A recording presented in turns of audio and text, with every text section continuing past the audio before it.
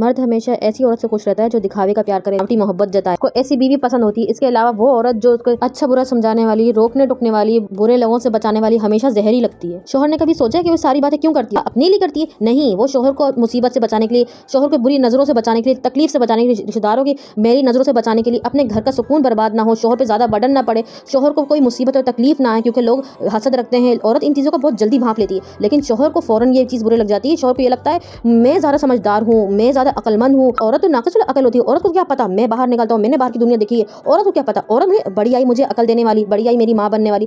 لیکن شوہر یہ نہیں سوچتا کہ میاں بیوی دو گاڑی کے پہیے کی طرح ہوتے ہیں، دونوں کو ایک ساتھ مل کے چلنا ہوتا ہے، دونوں کے مشورے سے گھر چلتا ہے، صرف ایک کے مشورے سے، صرف ایک کی سوچ سے گھر نہیں چلتا۔ السلام علیکم، کیا حال ہے آپ سب کے؟ مجھے امید ہے کہ اللہ کے فضل سے آپ لوگ بالکل ٹھیک ٹھاک خیر خیریت سے ہوں گے۔ میں بنا رہی تھی آج پایا، جو کہ بہت زیادہ ڈیلیشیس اور بہت زیادہ آسان ریسیپی ہے۔ اگر آپ لوگوں کو میری یہ ریسیپی چاہیے تو میں لازمی اس کی ویڈیو آپ سے ضرور شیئر کروں گی۔ بہت ایزی بن جاتے ہیں اور بہت تھوڑے سے مسالوں کے ساتھ بہت مزے کے پائے بنتے ہیں۔ ایسے پائے بنتے ہیں کہ میری ایک سسٹر ہے، وہ پائے کبھی بھی نہیں کھاتی تھی، شروع سے بچپن سے ان کو پائے پسند نہیں تھے، وہ نہیں کھاتی تھی۔ لیکن میری شادی کے بعد جب سے میں نے پائے بنانے اسٹارٹ کیے ہیں، اور تو اس کے بعد سے ان کو جو پائے پسند ہیں، وہ جو پائے کھاتی ہیں وہ صرف اور صرف میرے ہاتھ کے پائے کھاتی ہیں، اور امی سے بھی ریسیپی پوچھ کے اور یہی وہ پائے بنواتی ہیں، وہ یہی پائے کھاتی ہیں، ورنہ وہ بالکل بھی پائے نہیں کھاتی تھی پہلے۔ ایک بہت مزے کی اور حیرانی کی بات بتاؤں کہ یہ بہت کم مسالوں سے، 3 مسالوں سے بنتے ہیں اور بہت جلدی ریڈی ہو جاتے ہیں اور بہت ڈیلیشیس اور بہت ٹیسٹی ہوتے ہیں۔ میں نے لوگوں کو اکثر دیکھا ہے، لوگ اتنے سارے پائے میں مسالے ڈالتے ہیں، یہ وہ پتہ نہیں کیا کچھ ڈالتے ہیں، لیکن وہ ٹیسٹ نہیں آتا پایوں میں۔ لیکن میرا واحد پائے ایسے بنتے ہیں، ایسے مسالوں سے، جو کہ اتنے ٹیسٹی اور اتنے لذیذ ہوتے ہیں، صرف 3 مسالے ڈلتے ہیں۔ اگر آپ لوگوں کو میری ریسیپی چاہیے تو میں پائے کی یہ ریسیپی لازمی آپ لوگوں سے شیئر کر دوں گی۔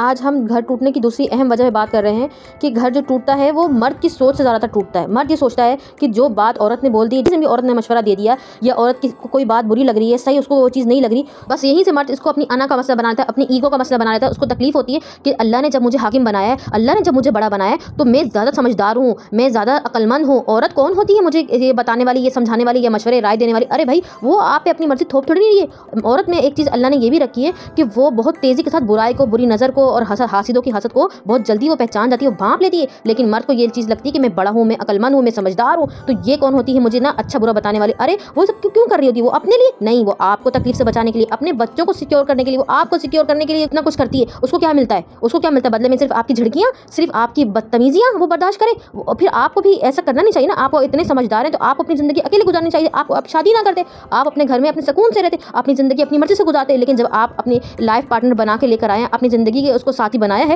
تو اس کو اچھی بری چیزوں میں بولنے کا حق بھی تو دو۔ اس کو اتنا حق بھی دو کہ وہ اپنی لفظوں کے آپ کے سامنے بیان کر سکے، وہ کھل کے ساتھ ساتھ اپنے جذبات آپ کے سامنے رکھ سکے۔ لیکن نہیں، جہاں جس عورت نے یہ کہہ دیا، بول دیا کہ مجھے یہ چیز اچھی نہیں لگ رہی، یہ چیز بری لگ رہی، تو بس وہیں سے گھر میں پھڈے، لڑائیاں، آفات، مصیبتیں شروع ہو جاتی ہیں۔ مردوں کو یہ لگتا ہے کہ عورت ہمیں سمجھانے والی، بڑی آئی ہمیں کہنے والی، اللہ نے تمہیں ناقص العقل بنایا۔ ارے بھائی، اللہ نے بہت سی چیزوں میں بہت بڑا ظرف، بہت بڑا دل، بہت بڑا جگرا دیا ہے، جس سے وہ اتنی سی بڑی تکلیفیں چپ کر کے برداشت کر لیتی ہے۔ چہرے پہ ہنسی ہوتی ہے لیکن دل اندر سے خون کے آنسو کا روتا ہے، ٹھیک ہے؟ پھر وہ اتنی بڑی تکلیفیں، اتنے دکھ وہ اکیلے برداشت کر لیتی ہے، کسی سے کہتی تک نہیں ہے، ماتھے پہ شکن تک اس کے نہیں آتے، بچوں کی خاطر وہ سب کچھ برداشت کرتی ہے۔ تمہیں اس کی قربانیاں اس وقت، تمہیں اس کی اچھائیاں اس وقت، اس کا ہمبل پنا تمہیں اس وقت کیوں یاد نہیں آتا کہ یہ وہی عورت ہے جس سے میں اتنی قربانیاں لیتا ہوں، جس سے میں اتنا کچھ مانگتا ہوں، جو میرے لیے اتنا کچھ برداشت کرتی ہے، میرے گھر والوں کی جھڑکیاں، میرے گھر والوں کی اچھی بری ساری فرمائشیں، میرے گھر والوں کی اچھی بری ناجائز ساری حرکتیں، سب کچھ برداشت کرتی ہے۔ کس کے لیے؟ اپنے شوہر کے لیے، اپنے بچوں کے لیے نا۔ اس وقت اس شوہر کو یاد نہیں آتا کہ یہ وہی عورت ہے جو میرے ساتھ قدم سے قدم ملا کے چلتی ہے، زندگی کے ہر دھوپ چھاؤں، اچھے برے دن اس نے میرے ساتھ دیکھے، برداشت کیے۔ آج ایک عورت کو، اس عورت کو صرف اتنا بھی کہنے کا حق نہیں ہے کہ یار یہ چیز صحیح نہیں ہے، یہ چیز مجھے اچھی نہیں لگ رہی، یا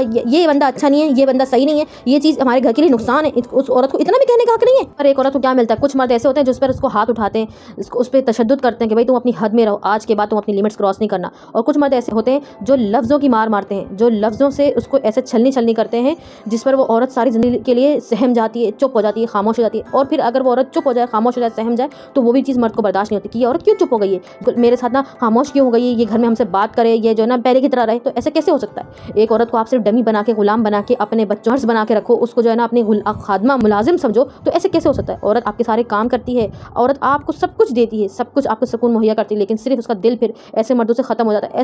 ایسی بیویاں اپنے شوہروں سے اتنے ہزاروں میل دور چلی جاتی ہیں، وہ اپنے شوہر کے پاس ہوتی لیکن ان کا دل ان کے پاس نہیں ہوتا۔ وہ صرف ایک موجودگی ظاہر کرتی ہیں اپنی کہ میں موجود ہوں، لیکن وہ ہوتی وہاں پہ نہیں ہے۔ وہ پھر اللہ سے یہی دعا کرتے ہیں، اے اللہ، ہم نے دنیا میں تو تو मेरा इसका साथ बना है, लेकिन आखिरत में मुझे इसका साथ नहीं चाहिए। ये मर्द मेरे साथ मुझे आखिरत में नहीं चाहिए। अल्लाह मियाँ या तो चाहे तो मेरा शोहर को क़यामत के दिन बदल देना, मुझे जन्नत में दूसरा शोहर देना, और अगर नहीं तो मुझे तन्हा रहना। बाज़ औरतों का इस तरह भी मेरा यकीन टूटा हुआ देखा, वो ये कहती है अल्लाह मियाँ मुझे क़यामत के दिन मुझे तन्हा, मेरी जन्नत तन्हा बनाना, मुझे मर्द साथ नहीं चाहिए। मर्द साथ आखिरत में मेरा साथी नहीं बनाना, मेरी जन्नत में मुझे सिर्फ अकेला रहना है, सिर्फ अपने बच्चों के साथ। फिर मर्द ना सबसे ये शिकायतें करते फिरते हैं कि हमारी वाइफ ने हमारे घर का सुकून बर्बाद किया हुआ है। हम घर जाते हैं तो हमारी वाइफ का मूड ख़राब होता है, हमारी वाइफ से हमसे बात नहीं करती है, हम तो घर सुकून के लिए आते हैं और घर में सुकून ही नहीं होता। तो अच्छा अगर ये सोचें कि सुकून क्यों नहीं है आपके घर में, इसकी वजह क्या है? आपने कभी अपनी वाइफ से आराम से बैठ के पूछा कि भाई आप मुझे वजह बताएं कि आपको क्या परेशानी है? आप उससे 2 पल की बात तो बैठ के कर लें, आप पूछ तो लें कि आपको क्या ऐसी चीज़ है जो आपको परेशान कर रही है, तंग कर रही है। आप जो मेरे साथ ज़िंदगी की हर कड़वे खड़े धूप में मेरे साथ खड़ी रही, हर बुरी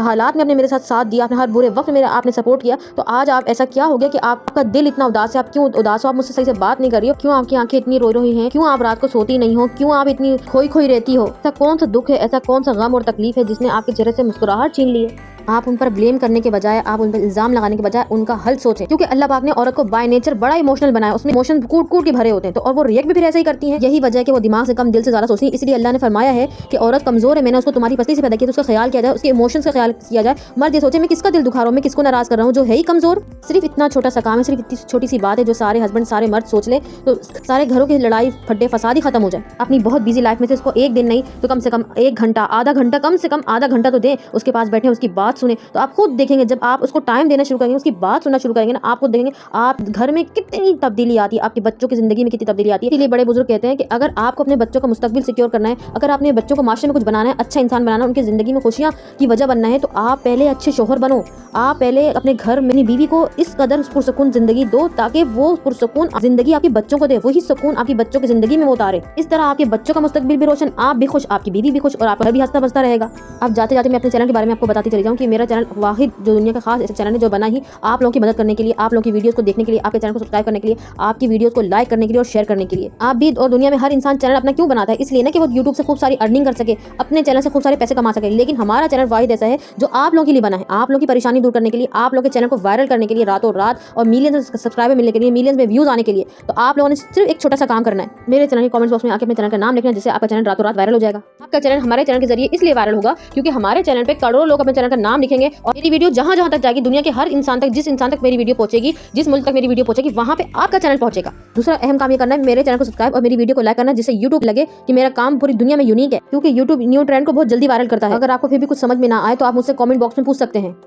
इसी के साथ वक्त हो गया आपसे विदा लेने का। अपनी प्यारी दुआ में मुझे याद रखिएगा। अल्लाह हाफिज़।